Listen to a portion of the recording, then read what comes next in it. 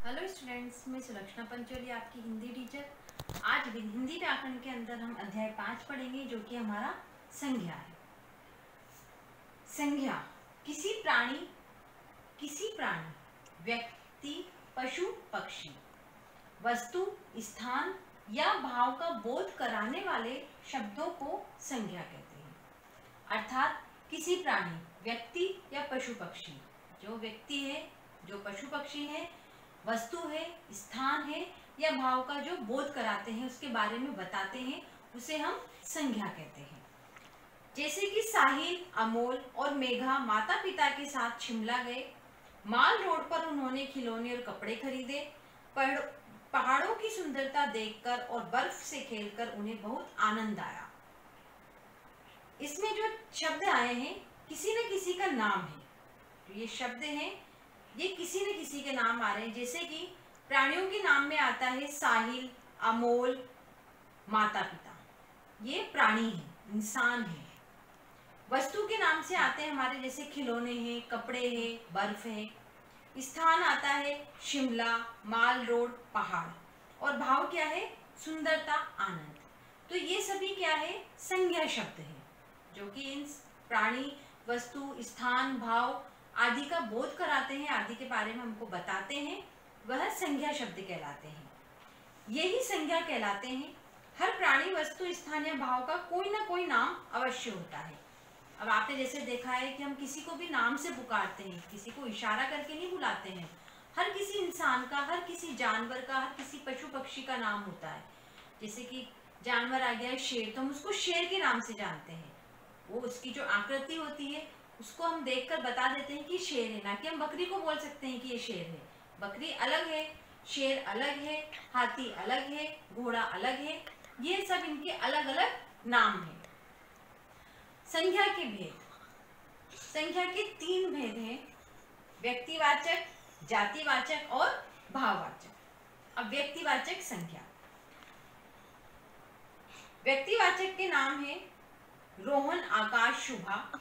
इमारतों के नाम आते हैं लाल किला, चार मीनार, इंडिया गेट, ताजमहल। जैसा कि हमने हमारी बुक के अंदर ये 2 चित्र दिए गए हैं पाठ्य पुस्तक के अंदर। इसमें लिखा है इंडिया गेट, चार मीनार, लाल किला आदि भारत की प्रमुख इमारतें हैं। यह क्या है? इमारतें हैं भारत की। रोहन, आकाश और शुभा को ताजमहल पसंद है। रोहन, आकाश और शुभा को ताजमहल पसंद है। तो इसमें व्यक्तियों के नाम आ गए हैं रोहन, आकाश और शुभा, और इमारतों के नाम आ गए हैं लाल किला, चार मीनार, इंडिया गेट व ताजमहल। किसी विशेष व्यक्ति, वस्तु या स्थान के नाम, संज्ञा का बोध कराने वाले शब्दों को व्यक्तिवाचक कहते हैं। किसी विशेष वस्तु, कोई भी वस्तु हो, कोई व्यक्ति हो या स्थान हो, इसका बोध कराने वाले शब्दों को हम व्यक्तिवाचक संज्ञा कहते हैं। जैसे कि हम कुछ अन्य व्यक्तिवाचक संज्ञा के बारे में पढ़ते हैं। व्यक्तियों के नाम हैं, जैसे कि हम जानते हैं नरेंद्र मोदी, महात्मा गांधी, सचिन तेंदुलकर, अमिताभ बच्चन। ये क्या है? विशेष व्यक्ति है, इनको हम सभी जानते हैं।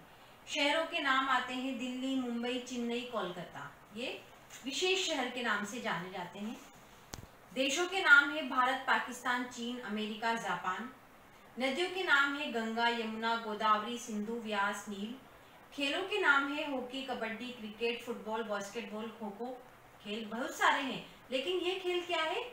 अत्यंत महत्वपूर्ण है, मतलब कि ये विशेष खेल हैं, इनके बारे में हम कई बार सुनते रहते हैं। ग्रंथों के नाम है हमारा रामायण, पुराण, बाइबल, गुरु ग्रंथ साहिब। त्योहारों के नाम है दीपावली, होली, ईद, क्रिसमस, रक्षाबंधन। दिनों के नाम है सोमवार, मंगलवार, बुधवार, गुरुवार, शुक्रवार, शनिवार, रविवार। महीनों के नाम है जनवरी, फरवरी, पूरे 12 महीने, जनवरी, फरवरी, मार्च, अप्रैल, मई, जून, जुलाई, अगस्त, सितंबर, अक्टूबर, नवंबर, दिसंबर। और हिंदी में होते हैं चैत, वैशाख, ज्येष्ठ आदि। दूसरा हमारा आता है जातिवाचक संज्ञा। जैसा कि आप इस पाठ्य पुस्तक में देखिए, 2 चित्र दिए गए हैं। चिड़ियाघर में अनेक प्रकार के पशु पक्षी हैं। अभी आप देखिए, इसमें लिखा है कि चिड़ियाघर में अनेक प्रकार के पशु पक्षी हैं। चिड़ियाघर आप जानते हैं, जू को हम हिंदी में चिड़ियाघर कहते हैं। इसी प्रकार से बच्चे बगीचे में पेड़ों के इर्द गिर्द खेल रहे हैं। इर्द गिर्द का मतलब होता है आसपास। इन चित्रों के नीचे वाक्यों में आए रंगीन शब्द किसी विशेष व्यक्ति, वस्तु या स्थान का बोध नहीं कराते, बल्कि वह संपूर्ण जाति का बोध कराते हैं। जैसे बच्चे, बगीचे, पेड़, चिड़ियाघर, पशु पक्षी आदि शब्दों से सभी बच्चों, बगीचों, पेड़ों, चिड़ियाघरों तथा पशु पक्षियों का बोध होता है। ये संपूर्ण जाति का बोध करा रहे हैं, किसी एक पर्टिकुलर इंसान के बारे में नहीं बता रहे हैं, किसी एक विशेष का नहीं, किसी एक विशेष का नहीं बताते हैं। ये किसका बता रहे हैं? संपूर्ण जाति का।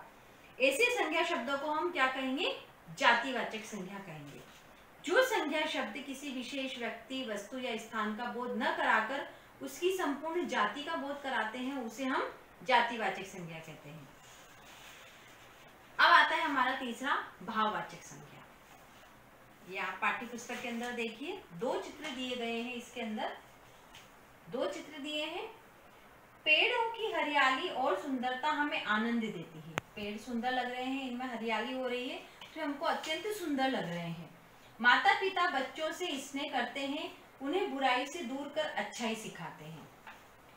जैसा कि हमने इन चित्रों के अंदर देखा है, इसमें किसी भाव, गुण या अवस्था के नाम है। कोई भाव आ रहा है, कोई गुण है, कोई विशेषता है, कुछ अवस्था है, उसके बारे में, इसके बारे में बताया है। इन्हें केवल अनुभव किया जा सकता है, इसको हम केवल फील कर सकते हैं। माता पिता आपको स्नेह करते हैं, प्यार करते हैं, तो आप उसको अनुभव करेंगे कि हाँ, मुझे मम्मी पापा बहुत प्यार करते हैं। आप कहीं पिकनिक पर गए, अभी जैसे बारिश का मौसम है, आप कहीं पिकनिक पर गए, वहाँ पर आपने देखा है कि वहाँ पर बहुत हरियाली उछा रही है, पानी बह रहा है, पेड़ हरे हरे हो रहे हैं, तो आपको अत्यंत सुंदर लगेगा, देखने में बहुत प्यारा प्रतीत होगा। और अगर आप यही स्थान, अगर आप कभी जब बारिश ना होती है, जब बारिश का मौसम नहीं हो, जब सर्दी में गए या गर्मी में गए हैं, तो आपको वो भाव अच्छा नहीं लगेगा, वो आपको प्रतीत अच्छा नहीं होगा। क्यों? क्योंकि उस टाइम पे हरियाली नहीं है। अभी हरियाली है, सुंदर प्रतीत हो रहा है। जो संज्ञा शब्द किसी भाव, गुण, अवस्था आदि का बोध कराते हैं, उन्हें हम भाववाचक संज्ञा कहते हैं। जैसे कि कुछ भाववाचक संज्ञाएं हैं: सुंदरता, बचपन, बुढ़ापा, खुशी, क्रोध, क्रोध अर्थात गुस्सा, सुख, दुख, दर्द, गर्मी, सर्दी, चढ़ाई, ऊंचाई, ईमानदारी, ये सब क्या है? इनका हमें भाव उत्पन्न होता है। सर्दी का मौसम आएगा तो हमको सर्दी का फील होएगी, हमको सर्दी के बारे में पता रहेगा कि हमें सर्दी लग रही है। अब गर्मी आती है तो हमको गर्मी का एहसास होता है। ऊंचाई, ईमानदारी, बेईमानी, शरारत, पढ़ाई, ममता, प्यार, मिठास, डर, शर्म, सुगंध आदि, ये सभी क्या है? हमारे भाववाचक संज्ञा शब्द हैं, जिनको हमको फील करना होता है, जो हमको भाव उत्पन्न करते हैं। हमारे उस चीज को देखकर हमारे मन में अपने आप भाव उत्पन्न हो जाता है। संसार में हर प्राणी, वस्तु एवं स्थान का नाम होता है। ये नाम ही संज्ञा कहलाते हैं। संज्ञा के तीन भेद होते हैं: व्यक्तिवाचक, जातिवाचक और भाववाचक। किसी विशेष प्राणी, वस्तु, स्थान का बोध कराने वाले शब्द व्यक्तिवाचक कहलाते हैं। किसी व्यक्ति, वस्तु, स्थान की जाति का बोध कराने वाले शब्द जातिवाचक कहलाते हैं। और किसी भाव, गुण या अवस्था का बोध कराने वाले शब्दों को हम भाववाचक संज्ञा कहते हैं। Thank you.